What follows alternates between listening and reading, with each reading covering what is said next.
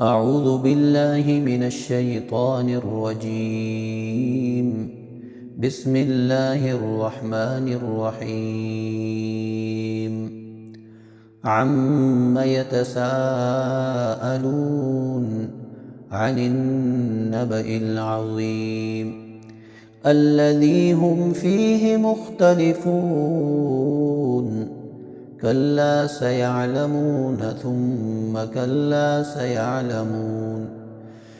ألم نجعل الأرض مهادا والجبال أوتادا وخلقناكم أزواجا وجعلنا نومكم سباتا وجعلنا الليل لباسا وجعلنا النهار معاشا وبنينا فوقكم سبعا شدادا وجعلنا سراجا وهاجا وأنزلنا من المعصرات ماء ثجاجا لنخرج به حبا ونباتا وجنات ألفافا.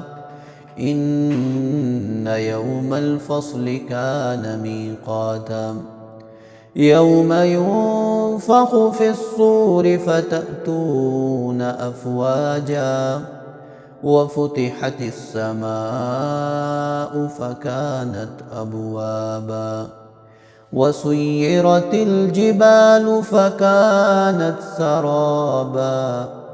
إن جهنم كانت مرصادا للطاغين مآبا لابثين فيها أحقابا لا يذوقون فيها بردا ولا شرابا إلا حميما وغساقا جزاء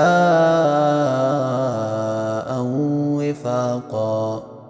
إنهم كانوا لا يرجون حسابا وكذبوا بآياتنا كذابا وكل شيء أحصيناه كتابا فذوقوا فلن نزيدكم إلا عذابا.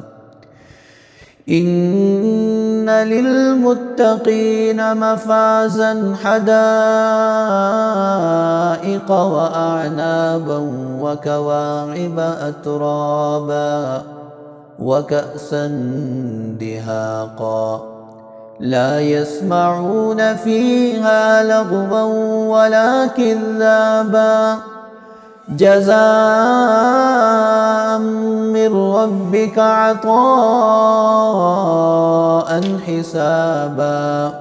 رب السماوات والأرض وما بينهما الرحمن لا يملكون منه خطابا. يوم يقوم الروح والملائكة صفا لا يتكلمون إلا من أذن له الرحمن وقال صوابا. ذلك اليوم الحق فمن شاء اتخذ إلى ربه مآبا. إنا أنذرناكم عذابا قريبا يوم ينظر المرء ما قدمت يداه ويقول الكافر يا ليتني كنت ترابا. صدق الله العظيم.